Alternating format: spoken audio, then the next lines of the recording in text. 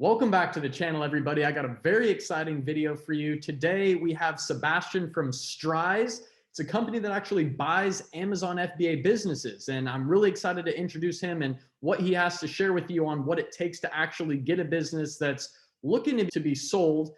So Sebastian, how are you today? I'm doing good, Luke. Happy to be here. Thanks a lot. That's awesome. So I actually made a video about this not too long ago about Thrasio, another company that has been just spending millions and millions of dollars to acquire Amazon FBA businesses. Now, I have some questions I want to ask you. And one of the first is, how does it all work? What is the Strise Group and how does it work? Yeah, let me first give you a short introduction what Strise is all about. So basically, Strise is one of the leading European D2C, direct-to-consumer brand companies selling products on Amazon, but also on social media. Oh. And besides organic growth, meaning adding more and more products to our pipeline, we actually also grow through acquisitions.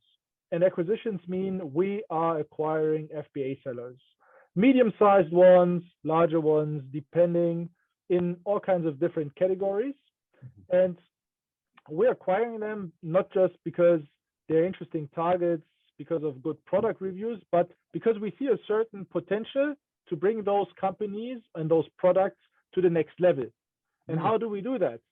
We do that through capital. Yeah, in many cases, Amazon sellers, which grow very fast, usually have a requirement of more capital to grow even faster. Yeah, the typical net working capital problem. The second thing is manpower. For example, here in Europe, we have different markets with different languages. Eventually, they also need people for sourcing in China. So we have a very big team right here, yeah, which actually helps those brands to get to the next level just through manpower. And the last thing is knowledge. I think most of those people which also listen to your channel, they're already very good at Amazon. But you know, there are little smart things which help you to become from good to great. And that's, I think, due to the fact that we have a very broad product portfolio, that we have been in the market already 7 years. I think we have a very good understanding what those little tiny things are, which helps you to elevate a brand from the level which, when we acquire them, to bring them to the next level. Wow. Yeah, that makes a lot of sense. And that's kind of how everything works, it seems to be in life, whether it's sports or whatever. If you look at professional golfers, just getting their stroke better by, their score better by 1 or 2 strokes, they have to just really fine tune and get into things. And for Amazon sellers, you can get a product in there, but it's just all these little tweaks that you make to your listings and prices and perceived value, imagery, everything that just can really turn you from a good to a great seller. So I really like that. And that's kind of what you guys do. Now I wanted to see what makes you guys different from Thrasio, which I saw got a lot of attention. I know you're mainly in the EU. So you acquire US companies and European companies, or? Currently, as we are based in Germany, Berlin, and now focused in the last couple of months on Europe, we're also now looking for the US. We just set up a smaller team in the US, now looking for the first target. Not necessarily that we ideally just buy them. In the first place, we're also happy to talk to them. So if they want to understand who we are, what we're doing, getting to know about the process, what's my company actually worth? Yeah, all these kind of questions, happy to talk to them. But we believe not just on FBA Amazon, which is one part of the direct-to-consumer market, we also believe on the other side, which is direct-to-consumer products on Facebook and Instagram, which is called social commerce. We believe D2C is the way to go. Amazon is one part, which is pull marketing. The customer knows what he wants. He is looking for a specific product. But then you have this other side, which is direct-to-consumer and social commerce, which we believe has nothing to do with Amazon. So we have to have separate brands, one for Amazon, one for social commerce. And I think this belief and this execution on this topic and this strategy makes us different. Okay, yeah, that makes a lot of sense. And I think that's what we were talking about a few days ago, how, that's why I like promoting Amazon businesses, because customers, you're going to have such a more valuable click-through rate and just conversion rate in general. People are on Amazon to specifically buy things, whereas if you're running ads on Facebook and other things like that, it does take a whole new business philosophy to actually get in there, because your conversion rates are generally a bit lower. We need a certain size on revenues. I would say probably starting at 1 million yearly revenues on Amazon is okay. Yeah, it's already a good achievement, I would say, and interesting for us to look at. If you get larger, which is 4 or 5 million, I guess that's somewhere the sweet spot. But we're also looking at targets with 10 or 15 million. And if they don't have any social media presence, which is totally okay, because as I said, we don't believe that you take the same brand to Facebook, but you rather take the product under another brand. Why is that? Look, Facebook is a push marketing channel. You go to Facebook, you don't expect, or Instagram, you don't expect to buy something. You just want to look at pictures, friends, whatever, what's happening in my social network. But then you see either your friends, influencers, or advertising promoting interesting, cool products with a story around that. It's a way different thinking. As you mentioned, conversion rates are much lower. We see conversion rates somewhere between 0.5 and 3% on social commerce.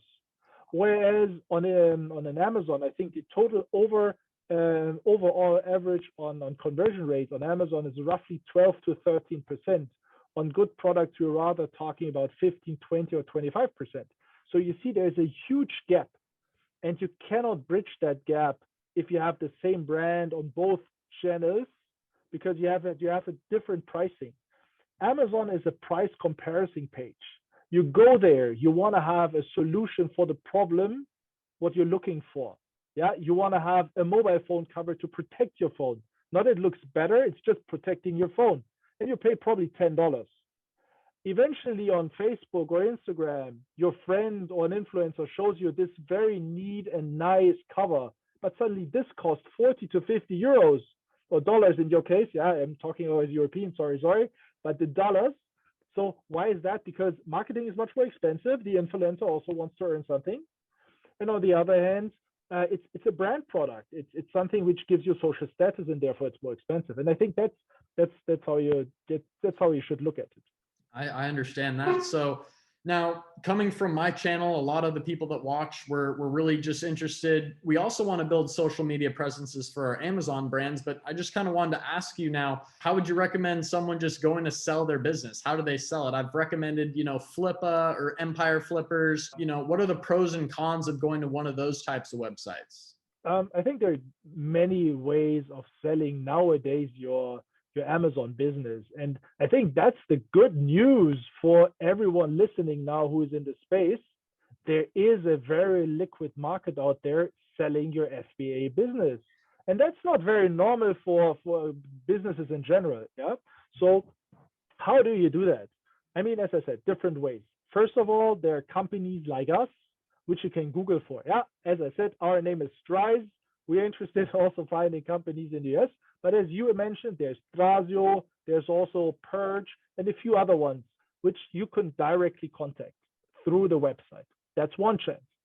The other one is, as you said, you can go to pages like Empire Flippers and others, where you can list your products, your company, yeah, where you can tell how much revenue you're doing, how much margin you're making, what kind of purchasing price you're expecting.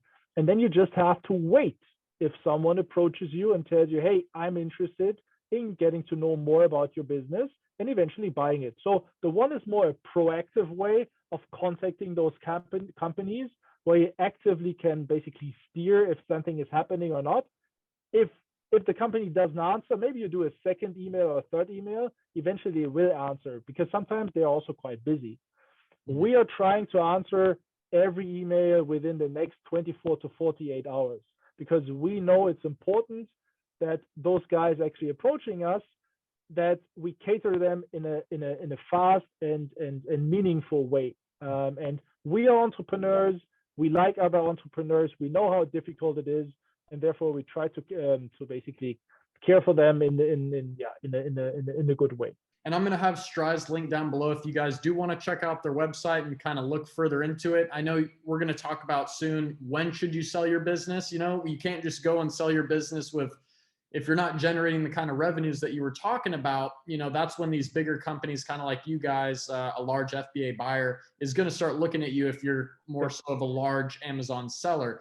Now, the other websites like e-commerce flippers, you know, I've seen people just put their brand on there.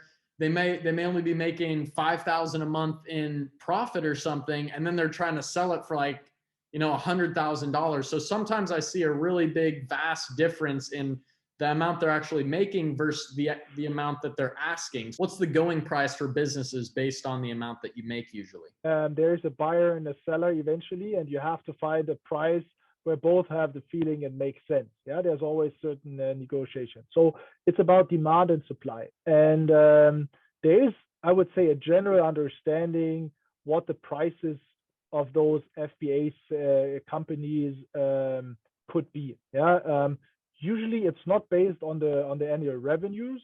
It's based on the annual margins. We call it contribution margin, which is usually something which is calculated by taking your revenues, your revenues minus VAT, minus all Amazon costs, all product costs, eventually logistics, but everything before overhead costs, your salary, employee salaries on the smaller deals. If you get bigger deals with like a system, like 10 employees, which you have to take over, eventually you also have to take in consideration that. But in general, on the smaller deals, even on $4 or $5 million deals, you look at the contribution margin too, which you then, it's also called adjusted EBITDA, and Empire Flippers, and then those kind of pages tell you how to calculate that. So that's the basis. And then you look at the LTM, last 12 months, and you then would multiply that with a multiplier. And this multiplier really depends on the size, the quality of the business, eventually growth rates, any specific categories. But you can say that those multiples currently range between 2, and I have seen up to 6x. So it's a very broad range, and it's not general. You cannot say it general, but this is the space we're talking about. So if you are looking for a 10x or a 20x, you can try, of course, but the likeliness that someone is going to buy that, it's very low.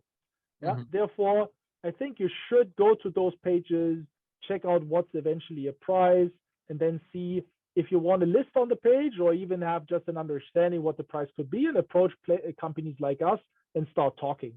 Yeah, because as I said in the beginning, it's a question of, is the seller interested? Is the buyer interested? Do we find a price both can agree on? So one part is the front up. Then there's a second part, which is called the earnout, which I think is equally important than the initial sum you get. Why? Because if you believe that this company buying your FBA business is able to really put it to the next level, why shouldn't you be interested in also receiving a part of this upside? And I think that's very important to understand, that there is also up to 50 to 100% more sales price just through this specific earnouts.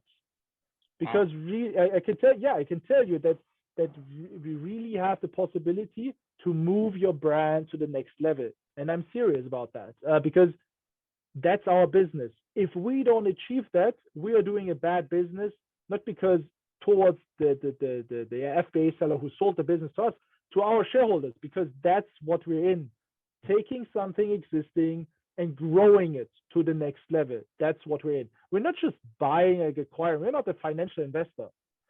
We are a product company. We are a brand company. And our core competence is taking brands, developing them, bringing them to the next level.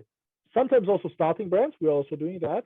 But actually now we're more and more focusing on taking something existing and bringing it to the next level. I see. So that's kind of talking a lot about when should you sell your business, kind of the size that you're looking at, the quality, the growth potential that you're looking at, or if someone knows that they can grow it, but maybe they're running low on capital, they can come to someone like you that will just take them to the next level. This is becoming more and more prevalent in more articles online, Amazon FBA businesses, you know, Thrasio, companies buying all these businesses. Why is now such a good time? Mhm. It's a full circle. What I mean is you can start off as an FBA seller with no knowledge, with no expertise, and within 24 months, 18 to 24 months, you can have built up a really good business with eventually a 7-digit revenue base, which you can sell within, as I said, 24 months for probably even a 6 or 7 digit amount. And you have people supporting you like you, Luke. You are also a very important part of this entire value chain because you are experienced. You can take those people from 0 to 100%, telling them how to find products, how to do the marketing, all of that. And I think that's very unique in an industry. Yeah, you have Amazon does everything for you to handle with the customers. You have even sourcing agents, or people tell you how to do the sourcing. You have agencies helping you with the advertising. You have consultants like you who help them with the entire process. So there's a huge industry around that, which helps you actually from 0 to 100. And then you have now an industry, and this is what you're referring in the question. Now you have a group of people telling you it's very interesting what you build up, and I'm willing to pay you a significant amount of money for that because it's riskless for me now. It's not riskless, but it's lower risk than I start my own brand, another brand, because you as a seller have developed that. You have spent 18 to 24 months to build something great. And I want to take that now to put it to the next level. And there, as I said, there is now the last, I would say, 12, 24 months, this industry has really developed, this buying industry. So as I said in the first sentence, it's now a full circle from developing, scaling, maturing, and selling. Of course, you always can take your business to the next level by yourself by adding people, which I think it's not a good time is when you're starting, yeah, with really like if you have 3-6 months. I think that's too early because there's still potential to grow. Or if your business is declining and has problems, yeah, it's also you can go to those platforms, but eventually they also see the risk of that the business is not healthy enough. So what's the problem with the business? Yeah, you have to have a certain stable result base. And as I said, probably a million revenues is already good. And especially in the US, you can achieve that even with 1 or 2 products in some cases. Yeah, you don't need a huge product portfolio. And I think that's the starting point where you really start getting when you talk to other, or when you see it's the inclining point. Hey, now it's really starting. I have reached a certain level, and now it's growing even faster because then you can show also a growth rate where you eventually can also take that in consideration when you build the price.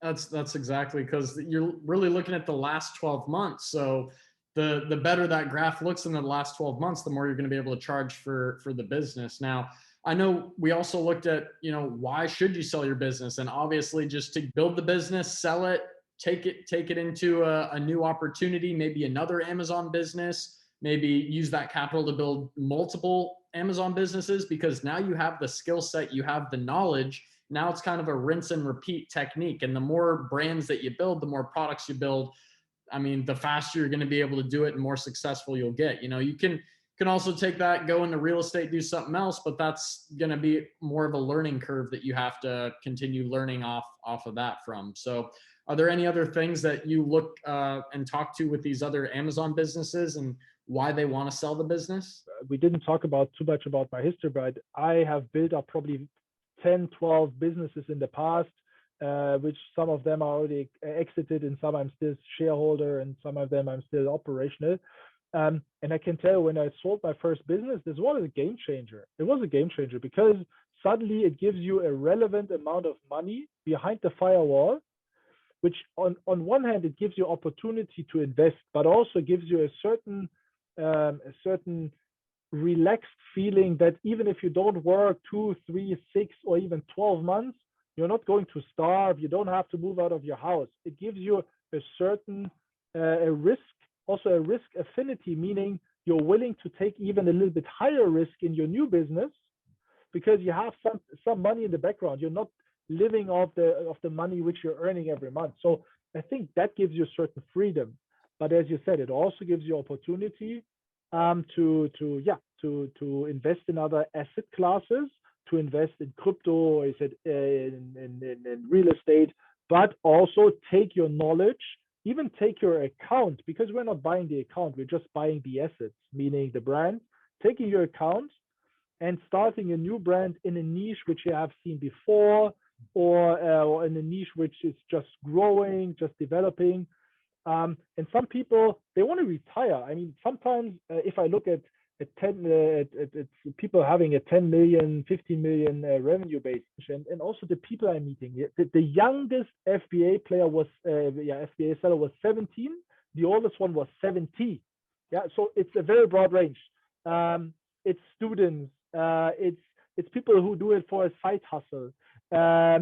People who retired and want to do something on the side because they want to do something. Yeah, and so it's male, female, teachers, all kinds of could be, and that's what I like about this Amazon platform and this entire ecosystem. But what else does the process look like in terms of how lengthy is it, and stuff like that?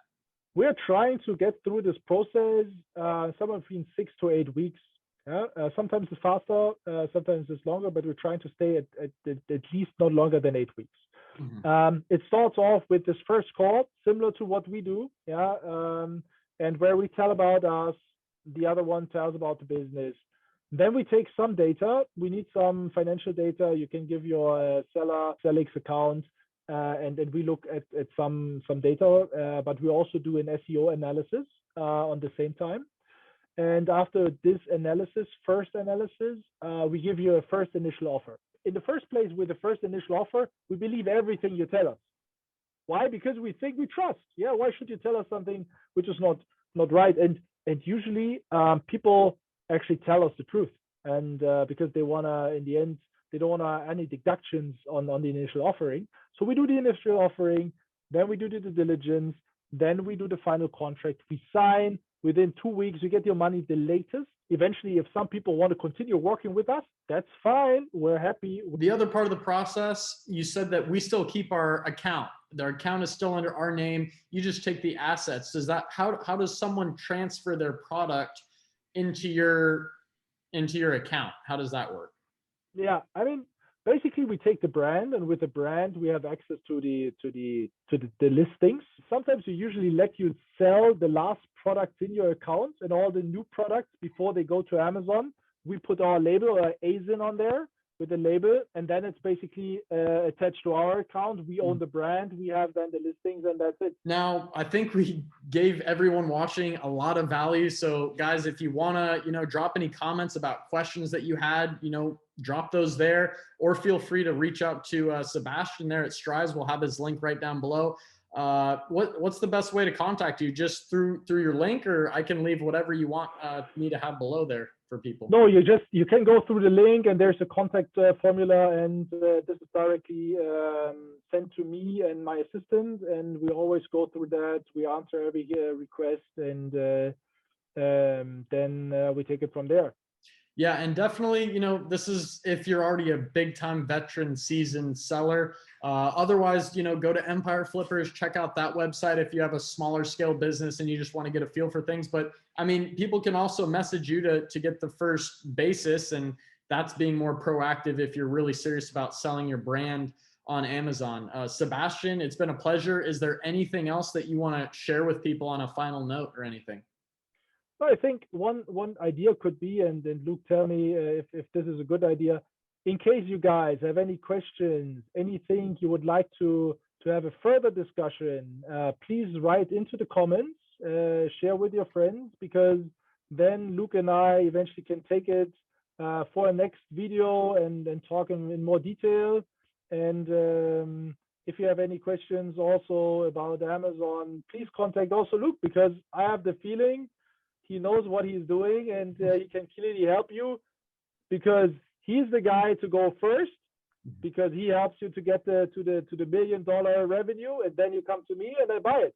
All you have to do is just know us two people right here. Like, this is the framework for everything you need. There's a lot of free information out there from other people on YouTube, but if you want someone you can really trust, like I've never steered anyone wrong literally my whole life. My reputation is everything. That's why I'm doing this. That's more important than money, you know, to me. Reputation is very key. It So is. you It come is. to me, you learn how everything works, you know, and then we can take you over to Strise, the company there, and, you know, start selling your brands and business and leave with a big lump sum of money that you can do whatever you want with and or retire. So, hey, Sebastian, thank you so much, man. It's been a Thank pleasure. you. And we'll see everyone in the next video. Peace.